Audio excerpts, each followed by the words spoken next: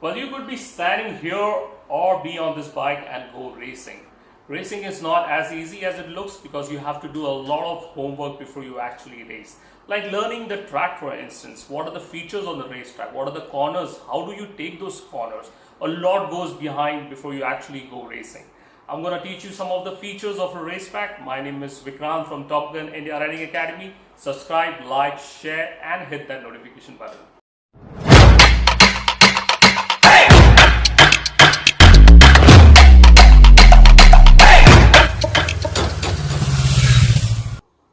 In today's episode, we're going to learn about racetrack, some of the few basic features and understanding of what a racetrack is exactly.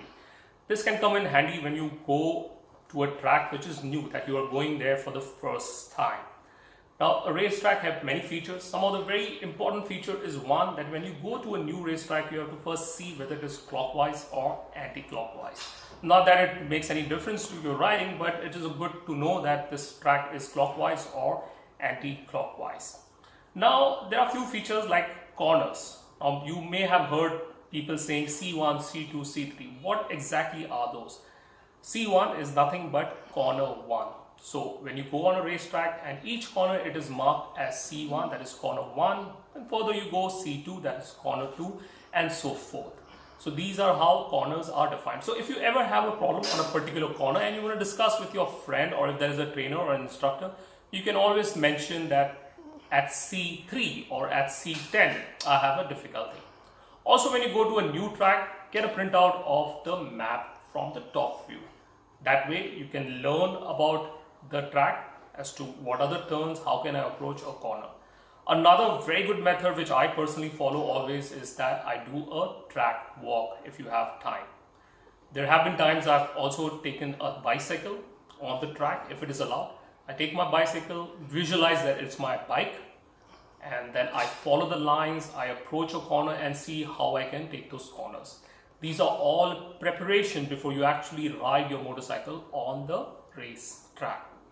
We're going to learn some features of a very particular and very exciting track, that is Mugello track.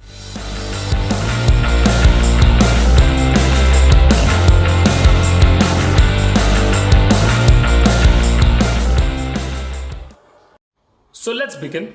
As I said, first you have to identify whether it is a clockwise or anti-clockwise direction. In this case, it is FL, that means flow of the track. So the flow is in this direction. That means that it is a clockwise direction. Now, let's say if the start line is here, this is the start and the finish line.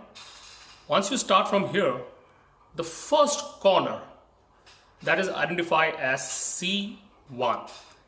Henceforth, every corner that approach will be named as C2, C3, C4, C5 and so on. So like I said in the beginning, if you have trouble in any particular corner, you can inform your instructor saying that I have problem in C3, C4 or C5.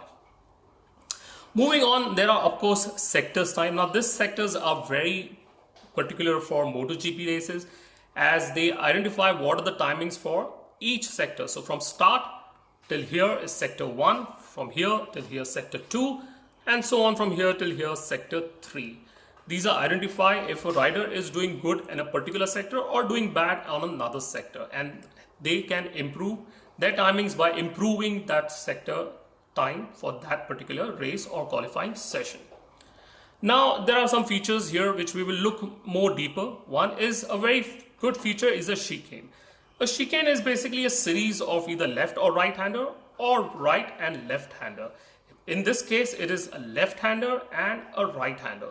A chicane is essentially made on a circuit so that it can reduce speed and let the viewers or such to get some exciting races, maybe because an overtake is quite possible on a chicane. Now let's learn some of the features while we are on the track. Like I said in the beginning, it is very important to take a track walk before you actually ride your motorcycle so that you can learn how to approach a corner and what are the lines on the track. The lines is quite visible when you see some tire marks on rubber marks rather, and those are the usual lines that are followed on a track. Now like I said, we will go through this track being on the motorcycle and learn some of the features. Now, there is another very important point is that whenever you go on a racetrack or any particular track, first 2-3 laps, take it slow. Just understand the lap. It is quite possible that you haven't been there, so you really don't know what the map is like, how many turns are there. So take a couple of few laps or even more, I would say 4 to 5 laps, just to grasp in as to what is the track all about. The more slower you are, the more you will learn, and then so forth. In the next session, you can start increasing your speed once you are fully aware how the track is. Alright, let's just move on this track on this motorbike. We'll warm this bike up. Now let's quickly see this portion. These are called curves. It's on either side of the racetrack. Now you can take these curves. The moment you go outside of this curve, that means you are out of the racetrack. In qualifying or on race, if you go outside the track, it is not counted. If you try and take a shortcut from here and pass another rider by doing so, you will have to let that rider go again in front of you, otherwise you will be penalized. So being on the curb is allowed, but not going outside. This is how a racetrack is defined. So these are curbs. Some of the good features of a curb is that in dry condition, these curbs offer the same traction level as for the tar. But when it is wet, these curbs do not offer the same traction level as the tar portion.